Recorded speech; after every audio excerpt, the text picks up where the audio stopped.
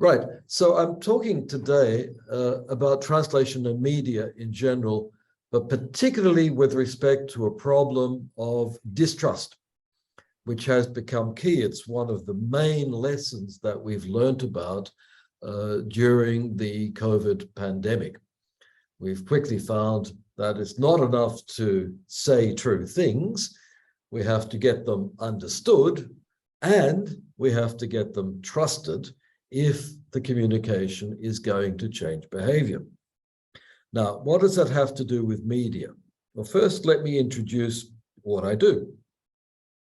I teach subtitling.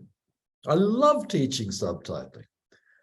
I only do it for about one lesson a year, okay?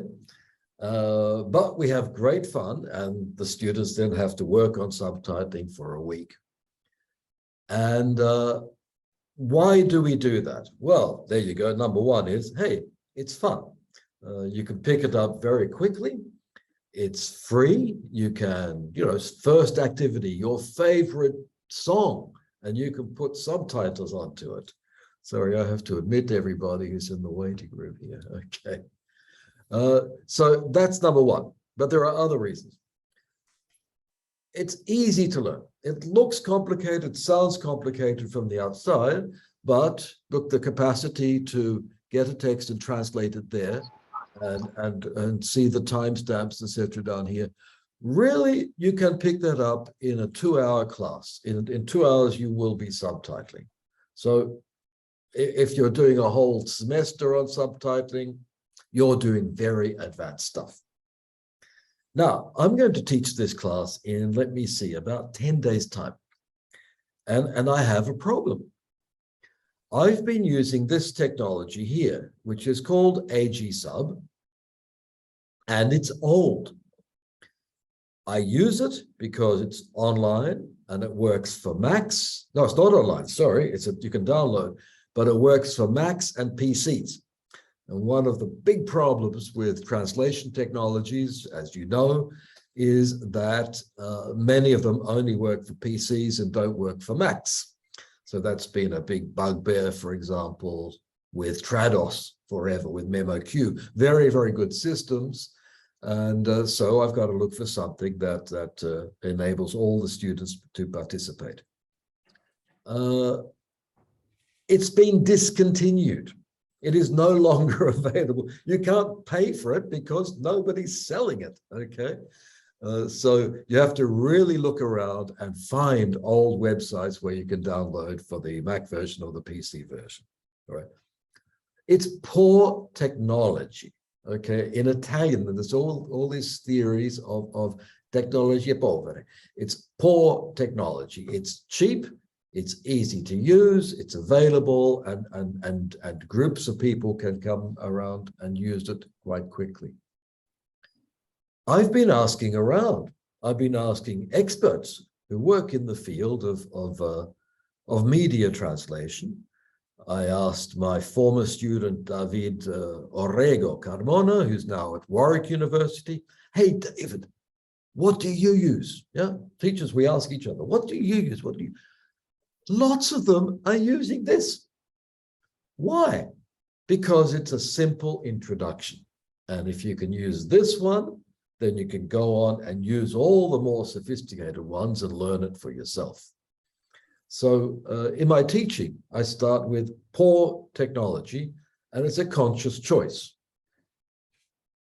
Now, subtitling is also a social activity. It's social when you work in groups, in class. It's social also because there are many fan sub communities, as you may know.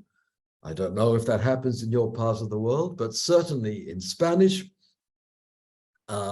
when a cultural product comes out, as happened with Game of Thrones and now House of the Dragon, it comes out on a Sunday night in the United States, and we have free fan subs available Monday afternoon in Spanish, okay? The communities get together, they do it for free, they do it online, they like that show, and they like talking about it, and their subtitles are really good.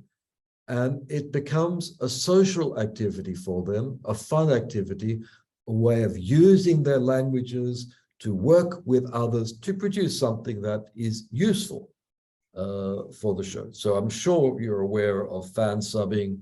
If not, take a look around, okay? Subtitling exists, as you know, in relation to dubbing. And I must admit, in Central Eastern Europe, voiceover is used for a whole film. What's the advantage of subtitling? Well, it's cheap. It can be done non-professionally, which I think is an advantage for me socially. And it enables the voice to remain. So the other culture is very much visible. And that's why it's used for a lot of language learning, for example. And cultural references are maintained thanks to the two modes. Okay, so it has certain ethical virtues over and above the other virtues that are there. And those virtues are community-based, and it's free. There you go. There's all features of poor technology which have something good to be said about them. Poor technology is great for all those things, except if you are a professional subtitler, in which case all those things are threatening your income. All right. Professional subtitlers still exist. They tend to work for large companies, television stations, film distributors. They still make a respectable living. And there are fields where subtitling is very, very much appreciated and paid. For example, in high-level training videos, which is a growth sector, and subtitles are used there a lot. So I'm not saying don't do subtitling, you'll never get a job, but I'm trying to say, hey, subtitling is really cool for all this area out there that is developing. And many of these things that are happening in the social side of fan subbing are producing subtitles at a speed and of a quality that was not being done in the professional field. Not a lot of work is being taken away from professionals because they would only do the high quality products, for example, on national television. I don't want to overstate the case, though. This is a trend, and that trend is not good for professional subtitlers of the products that are subject to it. Okay. This community-based communication also is of interest in some countries in that it avoids censorship. For example, people in China want to find out what's happening in their favorite series, and it's not available commercially, it's not available in cinemas, it's not available on television. They get it and they do fan subs and make it available in an underground way. It gets shut down, they open up somewhere else. It gets shut down, they open up somewhere else. And you have this subculture, which is in touch with what's happening outside of the country, consistently avoiding the censor. In my experience in recent years, it's quite in tune of people being good Chinese citizens and quite nationalistic.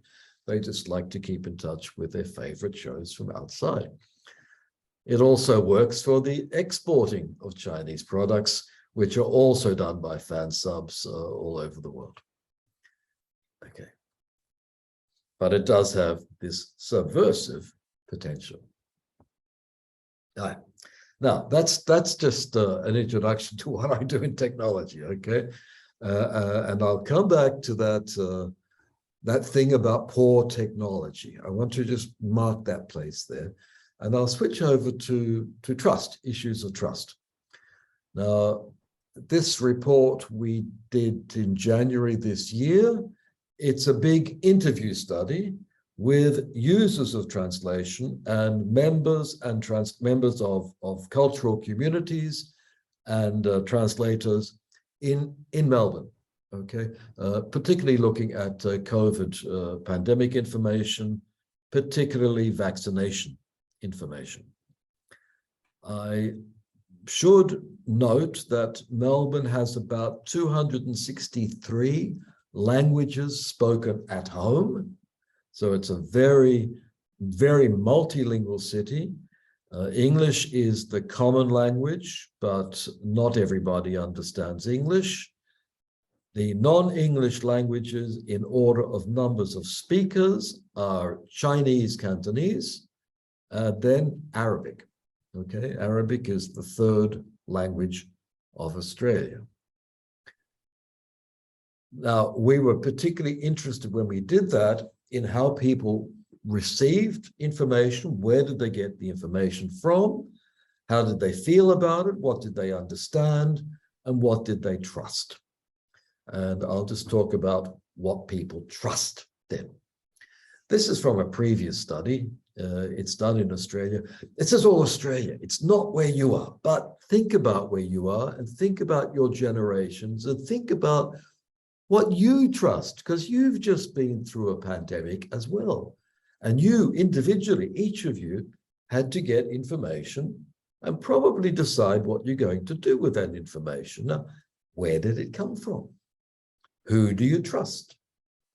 Here's a study done prior to our study, okay? So we're looking at it, but the most trusted people are scientists, doctors, health experts, obviously, okay?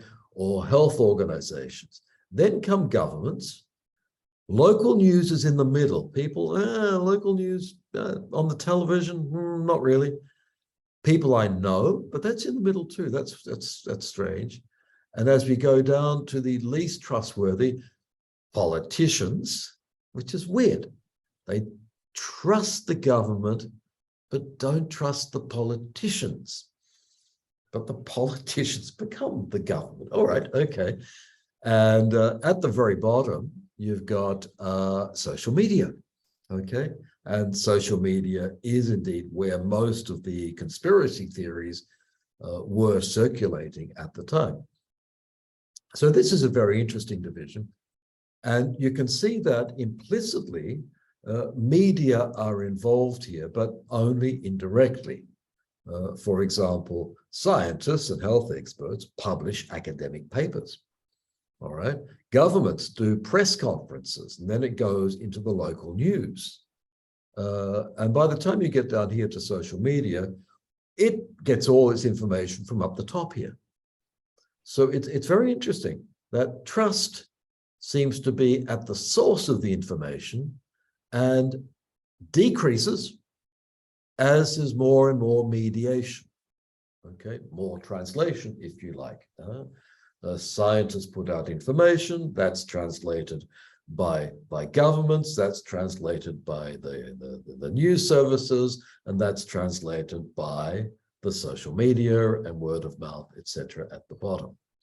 But they're passing through different physical channels as well. Now, what's interesting in that data is, if you look at the background again, the distribution of trust doesn't correspond to which media are actually used. Let me present this to you, okay? I'm going to ask you to participate. Is that possible? Let's see. How many media can be used for translations?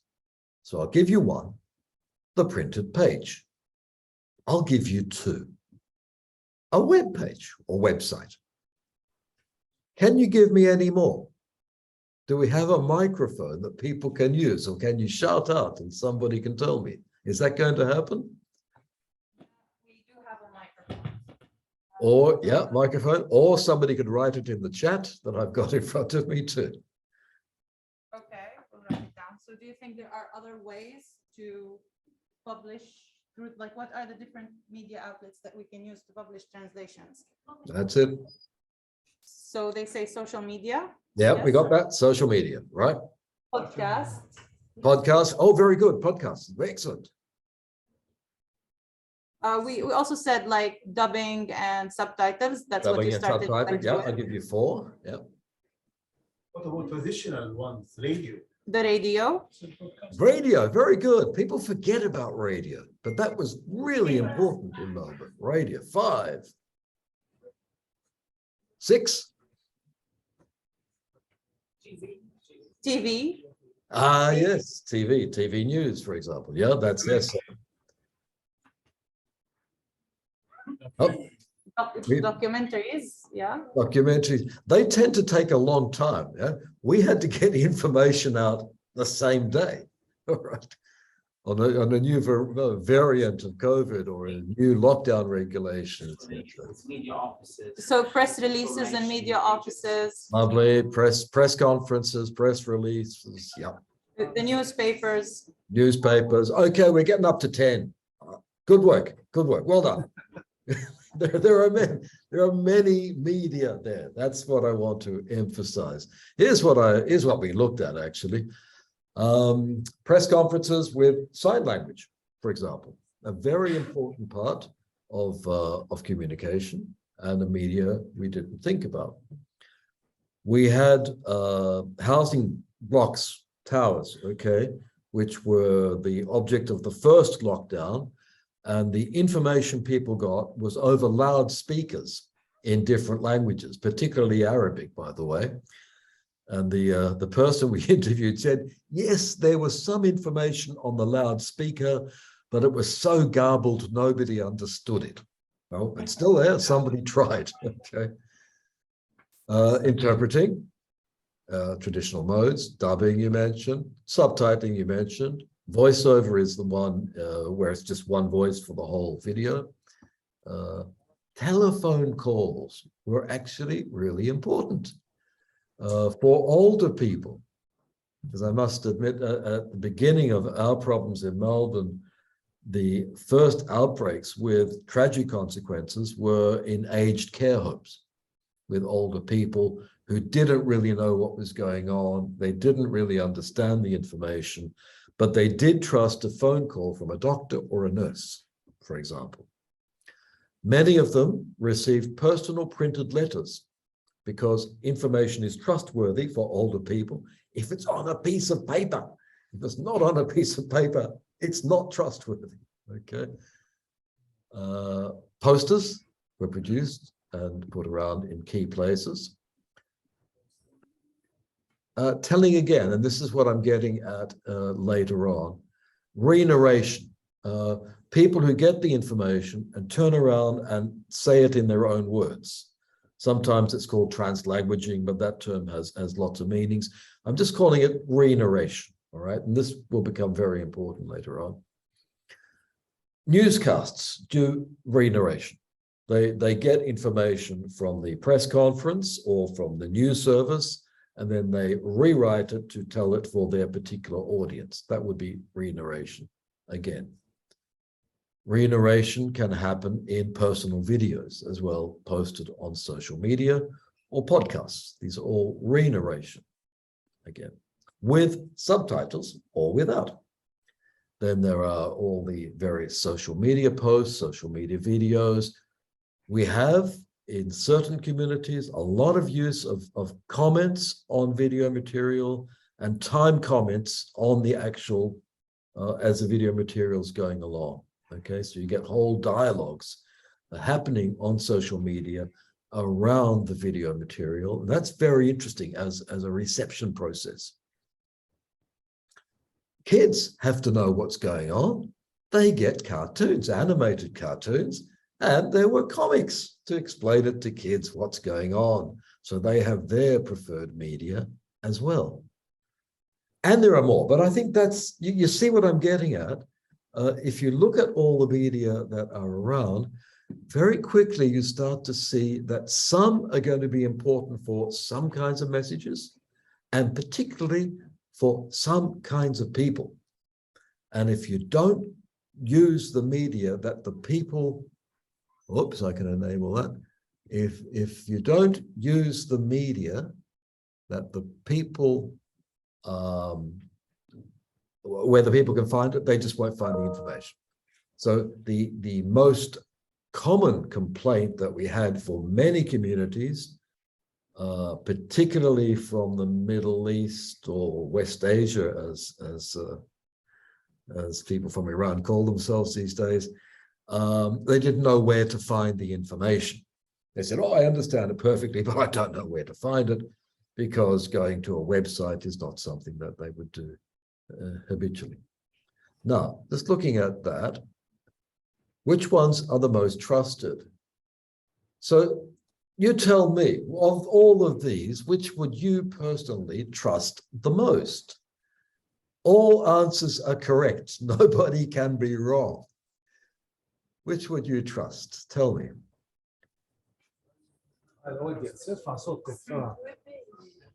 Web page. A web page. From whom? From the government? The government. I think it's not about who are we Can you come here, please? Yeah, it's a bit hard to hear.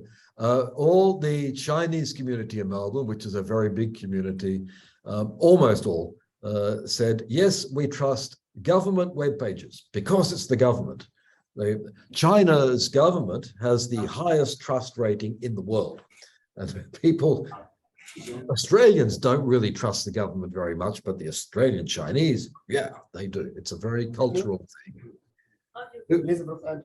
I think it's not about who trusted. I think about the source that we get the information from.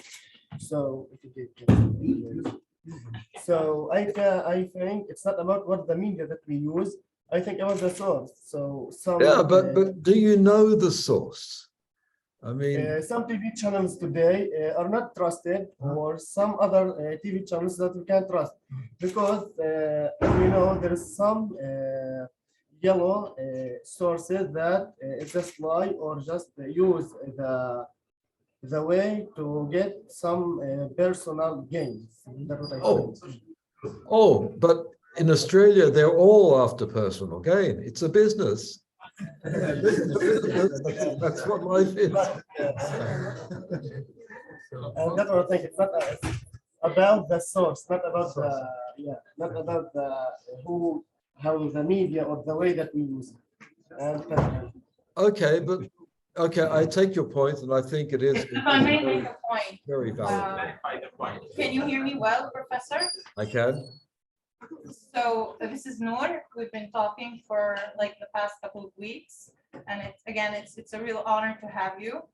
I think personally, I would trust to see a person standing up in front of the camera whom I know, or like whose identity is known. Like I would, yes, trust the Minister of Health. I would trust a press conference that includes him or his deputy. So if I see him talking to me and hear him, I would trust him. Oh, not Australians. He's a politician. He's low. We don't know. That doesn't work. Because again, like sometimes, a certain media outlet would circulate certain news and could say that it quoted the minister, but it would not be a real quotation. It would be something that someone made up at their desk. So yes, I'd like to see the person and hear from him in order to trust what he's saying. Yeah. And a lot of the conspiracy posts cite science, scientifically proved. Here are the facts that are hidden from you. And the statistics, they manipulate statistics or read them in the wrong way. So there was a lot of use of science and appeals to scientific sources that were going along both ways. All right, that's very good. And Noor, you've seen the end of my talk, so you know where I'm going. That's not fair. Okay. Now, in the aged care residences that I mentioned, which was these very serious hotspots at the beginning, what was trusted for those people was printed page, telephone call, personal printed letter. And the rest they didn't understand, because a lot of the terminology they didn't understand, and the medical parlance they had very little interest in. They just wanted to know what's happening, what should I do? And they could see friends dying. So it was not a pretty thing. And those were the media for those people, okay? You know what's missing here? Radio. because they also listen to the radio a lot. They also watch television, but it tends to be the television from their home country, which doesn't help. They didn't know what was happening in Melbourne because they're looking at the television from Greece. And yeah.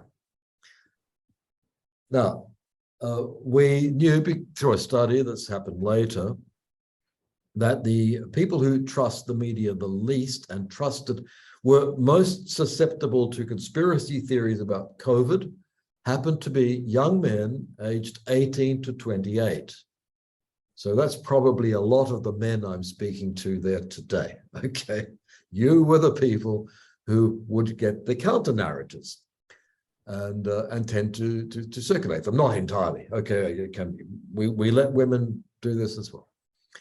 Where were they doing it? Well, that's very clear. It's over here, social media posts, video material, time comments, viewers' comments, and a lot of the comments generated distrust because it built up the idea of everybody agreeing to this non-official communication, the idea that official media are repressing truths and it can come out in alternative media. So that was happening over there.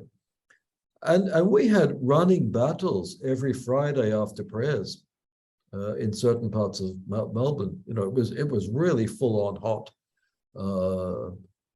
Young men against the police for not respecting lockdown curfew. And we know, I mean, it's sort of a bit obvious because all their messages, you know, everybody can see in the government, the police can see what they're planning. So it wasn't really well planned, but that's where it was happening over there, okay? Women, on the other hand, women 35 to 60 as a group, you know what they privilege? I don't know, I should ask you, but yeah. Reiteration, particularly by friends, a word of mouth, okay? Women watch the news, strangely enough. I'm talking about Australia, not you. And they have their own social media. But we found that women like Facebook a lot, unless they're Chinese, they're on WeChat. And in other cultures, we have WhatsApp as well. But women have their own preferences there. And their kind of trust is distributed differently according to different media. So you see what I'm getting at? That if you're going to put out a message, you want to know who you're targeting. Who is this message for and what effect is it supposed to have? And then find out about the demographics of this community and see which media they use. As one government report puts it, you have to fish where the fish are. It's not a question of just doing everything or the one message out there for everybody. That failed miserably. Now, which media are most used, okay? You remember we said that the government and the doctors are the most trusted and the social media are the least trusted? Well, it turns out that social media are used a whole lot more than radio or print media, and the television use is still dominant in general, okay? So often, it seems that the most trusted media are the least used, and the least trusted media are the most used, yeah? Just in general, over the whole population. If you look at younger people, it's entirely different. Of course, they're on social media, and we got an analysis of which kinds of social media they tend to be influenced by, okay? And different cultural communities have different preferences there, as I just mentioned. WhatsApp is used particularly for Arabic, and WeChat, Weibo, is used for Chinese. Let me see, what am I doing here? Yeah, so that's my point there. In Arabic, third language, as I said, social media, WhatsApp, okay? But particularly with discussion groups and comments on comments, to generating that very thick reception for or against the message, all right? It worked both ways. Videos were used a lot, but also calls on mobile phones, establishing a community. So when we ask people, where did you get the information? People who speak Arabic would tend to give these kinds of answers, okay? Not television, not doctors, not official sources. It's sort of not in their media scope or their media sphere where they're operating. So what happened was the translation policy failed miserably. The translation policy at the beginning was very simple. You get information from the doctors. The government says if it's good or not. They don't know, but they say. That goes to a press conference. Then it goes out from the government onto a website, and it goes through the press conference to the news and the television outlets, and then the newspapers. That's the traditional model. It's all relying on translators who translate the printed word mainly. And in Australia, they all have to be certified translators. We have a very complete certification system, which is owned by the governments of Australia. If you want to work for the government as a translator or interpreter, you need that certification. And so all of them were there. And the code of ethics for those translators and interpreters says you must translate literally and have the complete text. Okay? That's why it failed. All right. So what happened in traditional translation? One, it was very outdated, as you can see there. In one case, it was a text for Macedonian. It was delivered 8 weeks late. Now, 8 weeks, that was one variant of COVID and probably 2 new rules for lockdown at that stage. Melbourne had a lockdown for a total of 111 days. It was at one stage the most lockdown city in the world. Now China has beaten us in that as well. Okay, and lots of problems in the translations because you're talking about, well, 63 languages in the home, but the Commonwealth government went into 80 and above languages. The Victorian government that we were looking at, around 37 languages, which is still a lot. It's a very, very big operation to get that information into these languages. Some of them very small languages with no established terminology at the beginning to say what we were talking about. And so translators were not sure of the terms to use. The community was even less sure, and there was lots of misunderstanding. Okay. So that model just did not work at all. Because it was in a hurry, and here's what happens when you work in a hurry, we got at least 2 cases of mixed languages. So the translators did their work, okay, but then somebody had to put them together. You got a project manager. And so in this case, this up here is Farsi, I'm told, and this down here is Arabic. And the person who did the poster had no idea of what, that was 2 different languages. What happens when you do that? You have insulted both of those language communities, and you've given them good reason to believe that you are not reliable as a government, and you don't care about their language, you don't care about their culture. Sometimes the effort to translate and interpret produces the opposite from the desired effects. The effort was made to translate in order to inform people and make them belong to a community effort. If you make mistakes like that, the reverse happens. And this image became a meme circulated over all the media, all the visual media that we could find, okay? It became the one thing that Australians knew about translators. And you know what? They mix up languages. Wasn't the translators, it was the person who put together the poster. But anyway, this affected me personally because I am professor at the University of Melbourne and professor of translation studies. So what happens journalists come to academics. People trust academics. That's weird, isn't it? It frightens me. But about translation, I don't know about COVID. Okay, I could say something about translation. I got a radio, I got television, I got press. And they asked me, are the translations really bad?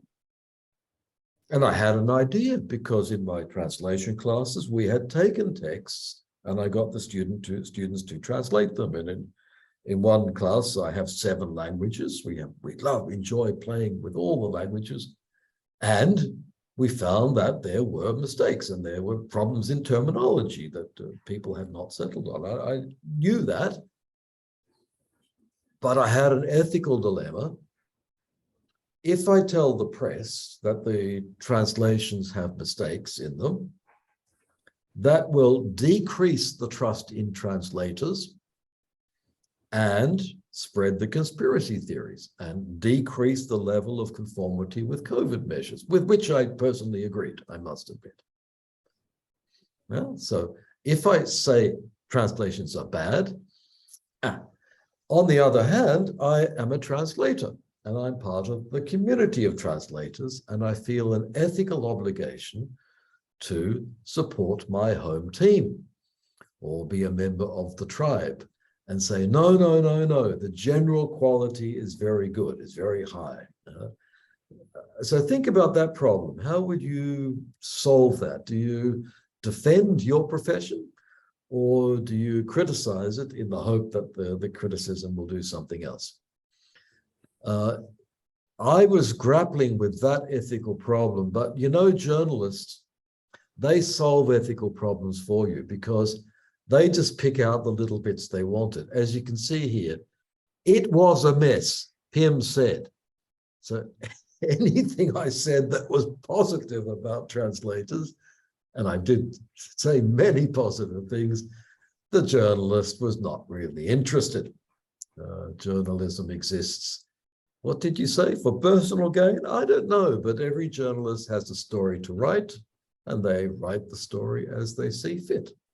They translate my words to suit their own ends in some respect. Now, what I did after that was actually write a paper which it's on the university website, but it's picked up by journalists actually. It's something, it's designed to have really short, very clear articles that explain scholarship to the press. All right, it's a place the journalists can come to go to know what we're doing and how it concerns, how it can be used and explained to people more generally. And this was an interesting exercise because I wrote this short piece. I gave lots of examples. And then it was linguistic examples in different languages. I thought that was very interesting and convincing, you know. And it was revised by 4 journalists, well, copy editors, who took out all the linguistic stuff, too complicated, all the examples, we don't care. We just want to know, is it good or bad? And I did say, look, it doesn't matter if it's good or bad. This was what I was trying to get at. Trust matters more than these individual words. And that we had to move towards a policy that would instill trust and could do that through use of particular media. Okay, I have somebody in the chat. 15 minutes, good, I'll go quickly. 15 minutes. How many minutes now? Was that 15 minutes, 10 minutes ago? 15 including discussion. Okay, let's go. Right, so we're almost at the end. Okay. What happened then was the policy changed. It wasn't because of me, I hasten to add. You know what happened? The journalists all complained, and then academics started to give some weight to their complaints. And then the government sat down and spoke with the communities, the community leaders of all the cultural groups around the city. And they could see very quickly that what they were doing was not getting through, and they changed their policy.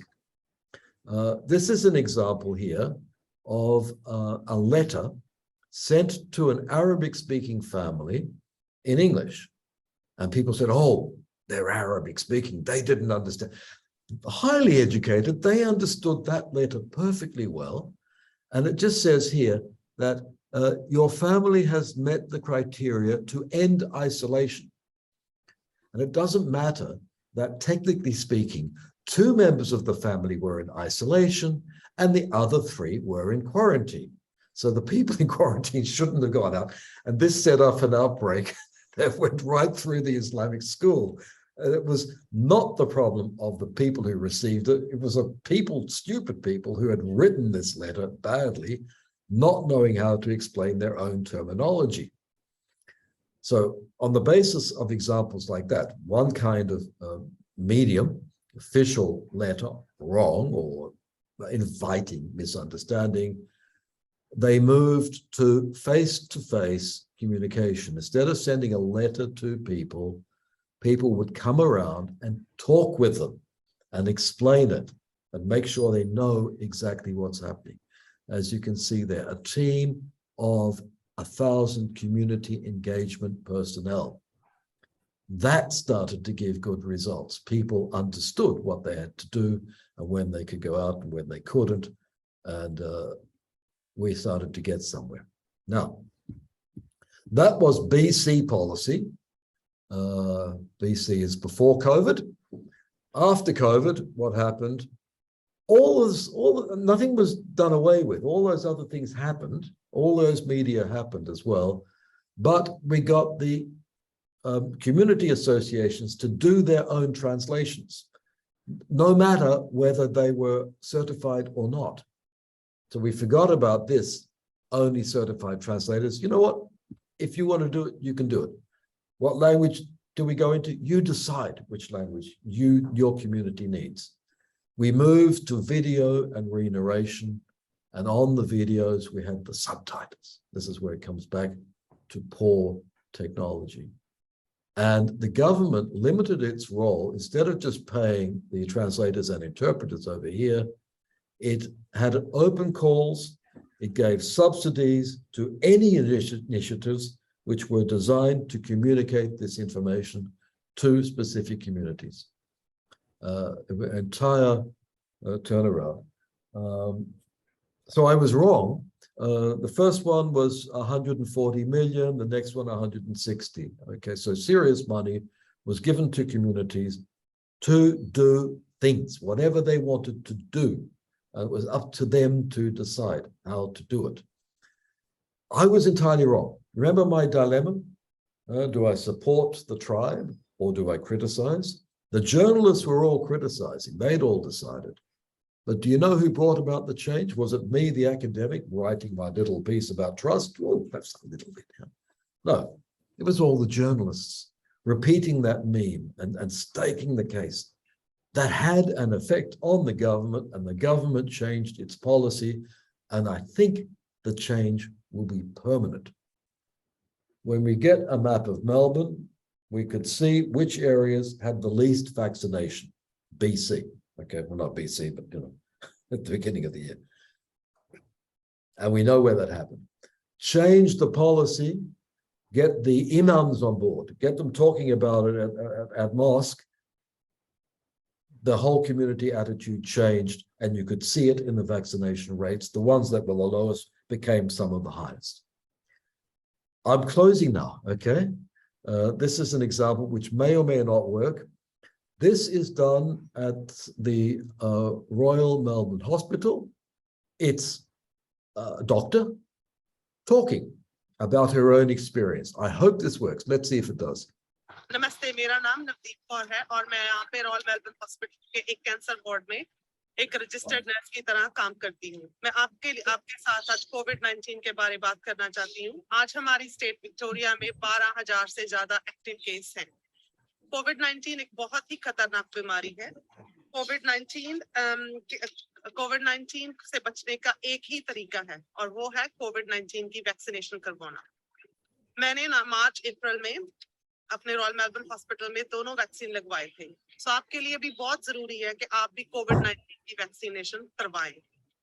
Okay, you can see there, she's talking about who she is, her personal experience, and she has been vaccinated. First person, okay? Who's trusted? Doctors are trusted. Why should we trust her? She's telling us directly with authenticity. High tech, no way.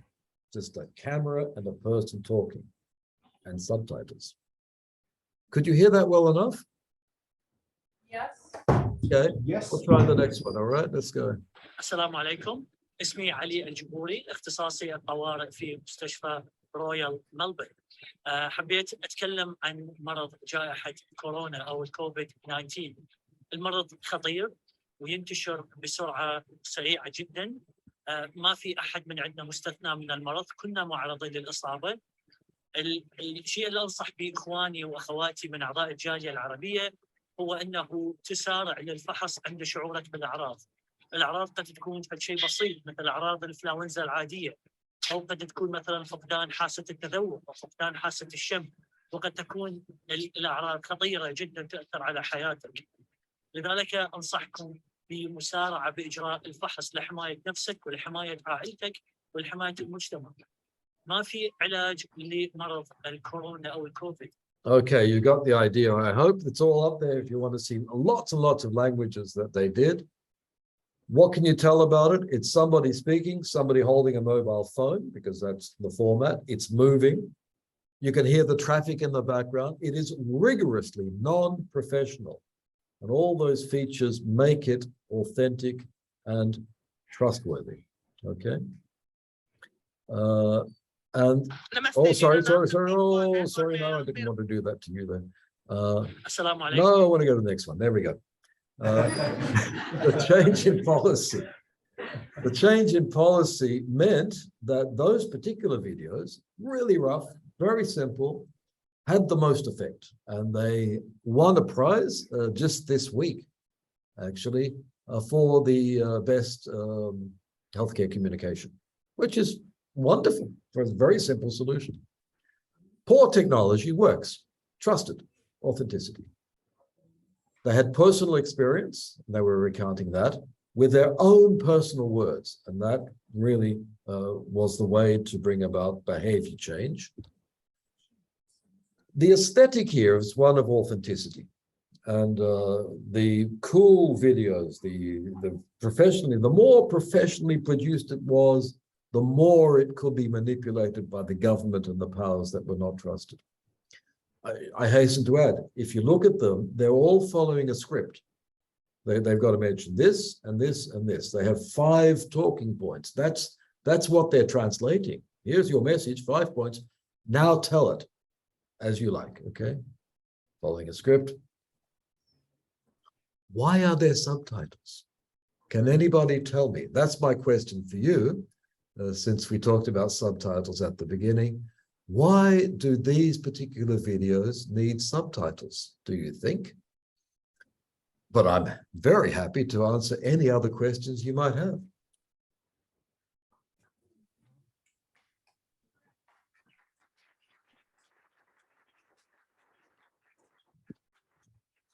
Oops, I want to get out. Can you see my screen? Yes, sure, we can see. Oh, Indeed, sincere thanks, Prof. Anthony, for this highly informative session. It's indeed highly appreciated. We'll now receive 2 or 4 questions from the floor. With the teachers, we can start first. Yes, please, Dr. Mushir. Hello, Anthony. How are you doing? Okay. It's really good to talk to you. I'm Mushir, actually. Might be a surprise to you. I graduated from the University of Melbourne. That was in 2008. I got a PhD in linguistics and discourse analysis. Excellent. So it feels a breath of fresh air to talk to you and to talk to Melbourne University. It's really a treat to talk to you, actually.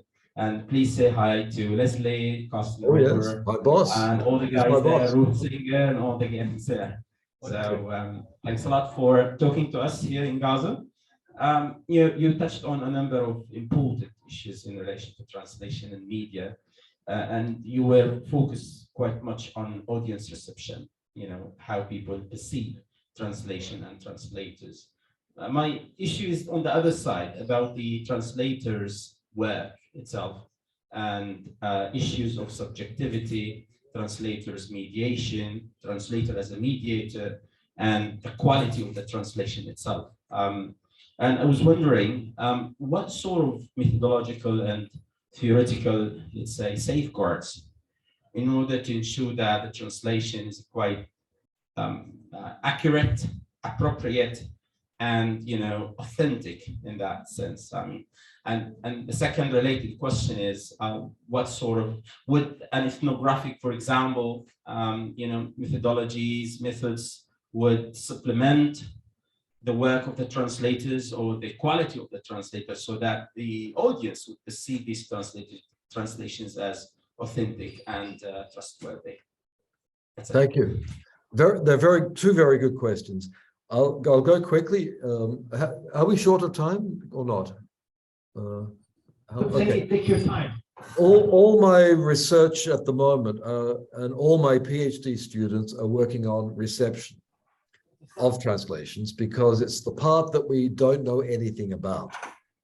Forever, people have been assuming the reader will do this or the receiver will do this. And the more we do empirical work on actual reception, we find that people do very different things, and often not what we suspect they will do. So I must admit, my focus has been on reception simply because it's a gap in our knowledge. Now, the relation between the translator and the text, in the case that I'm talking about, is regulated by a code of ethics that is absolutely based on accuracy and completeness. And so that's what they do. Even more than that, they say, oh, it's a medical text. I have to get the correct medical terminology. And even though it's written in such a way that people will not understand it, that is, with long sentences and lots of subordination and lots of technical terms, the translators, thanks to their code of ethics, are condemned to doing that. And they will do it, and they get paid for it. But it's not working. So the answer was not to replace that, which is trustworthy, which has authenticity in the sense of representing the start text. Okay, that's one sense of authenticity. But to complement it with another kind of translation activity where authenticity is the receiver's belief in the authentic message, in the truth value of the message. That trustworthiness is allied with a different kind of authenticity. And so to do that, we actually looked around and we found that in tourism studies, authenticity is a big thing, and they have many different kinds of authenticity. And that the one that seems to be coming to the fore in postmodern tourism, believe it or not, is the authenticity of the personal experience of meeting actual people in a place. So what we found in the tourism studies and our readings very much corresponded to the kinds of things that we were finding here. And I might add, another thesis looks at Chinese restaurants, once considered authentic if they represent China or Hong Kong in this case. Now it's authentic if the chef comes out and presents it as the chef's personal experience of living in a hybrid culture. So authenticity changes a lot. Congratulations, your question got the right answer to my question. Why are the subtitles there? Not for the speakers of Arabic who don't need them. It's for the controller, the people who set up the communication. They don't really trust all those different people. They want to see the subtitles, I suggest, because it's a measure of control and gives a degree of certainty to them that there's not alternative messages being circulated. It's also true that we find in these communities, many younger people increasingly have stronger English than their parents' language. And so the subtitles help to address those people who may miss something in their parents' L1, but they will pick it up from the subtitles because their English is stronger. Okay, so good, you got the right answer. Thanks a lot. Thanks a lot for this elaboration, Prof. Anthony. This the second question from Dr. Mohammed, please. Hi, Dr. Anthony. I am Dr. Mohammed Al-Haj Ahmed, staff member at the English department, specialist in translation. Thank you very much for this wonderful lecture addressing the staff and the IUG students. My question is also related to trust, building trust, okay, and producing acceptable translations. As far as the Palestinian context is concerned, in your opinion, how do you think that the message delivered by Palestinian translators can reach a wider audience in the West who can, yes, believe this message, okay, without being affected by the Israeli media, which is very powerful in this side, okay? Sure. This is my question, okay? How can the Palestinian message goes through, how can the Palestinian message goes through, okay, and reaches a wider audience in the West, okay? Yep. Do you think that some criteria should be there, okay? We need to have more people believing in the Palestinian narrative. This is my point. Yes. Yes, I was thinking of that, but I didn't want to say it because I don't know anything about it. But we can start to think. It's not the case here. In a study we did of Chinese foreign affairs discourse, so it's a similar situation, one country presenting its image to the world, we found that the more formulaic and rigid the messaging, the less people believed it, the less it was trusted. Okay? So you would get statements for the Chinese Ministry of Foreign Affairs. It's full of condemnation, it's full of rhetoric and its official discourse. That had zero effect except on the people who already believed. So, but you want to change people's opinion, okay? So it was quite obvious you could not just speak to the converted because that doesn't spread it out, yeah? Personal experience does seem to have that effect. But this is something that Christian evangelists have known forever. They get their converts by talking with them face to face, like the people at the door there. Social media allows us to reach a wide audience very easily, but you have to attract them to you. If you can't just put up a video and somebody comes and finds it on the web, that's not going to happen. It has to be something in there, and that something, I think, has to be human interest, has to be the voice of a person in a quandary or suffering or explaining what's going on around them. And it has to somehow connect face to face with other people, bit by bit. I don't have an answer. But I think we can look at what was successful, for example, in the COVID communication in Melbourne, and start to think if there might be lessons that can be applied elsewhere. I do not agree. I'll be more precise.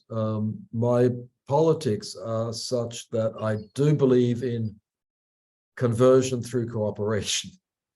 I don't believe that a discourse of opposition to Israeli forces in this case is enough. That doesn't win the friends. You've got to win the people who can see you for what you are. But that's a debate I have with Mona Baker, and I've had that forever. So yeah, we'll leave that be. Thank you for the question. Great. Any more questions from the audience, from the students in particular? Yes, the female students would like to ask or say comment or whatever. Don't be scared of COVID-19. COVID-19 is over. Oh, yeah. No, it's not. No, Not here. Not here. I'm wearing masks around Tokyo everywhere. Still there, huh? Oh, yeah. Well, finally, once again, we'd like to express our thanks for this great and wonderful session about translation studies, about media, about communications, lots of things. And happy here to see also one of our colleagues from Melbourne, Dr. Bashir, connecting with Melbourne once again, though far away. Indeed, we express our thanks once again for this lecture. Thank you very much indeed, Prof. Anthony. We hope next time we can make it here in Gaza, face to face, God's willing, inshallah. That would be Yes, wonderful. Nora. Great pleasure to see you all. And I hope we can meet again in the flesh. Thank you very much. All the very best, Anthony. Take care.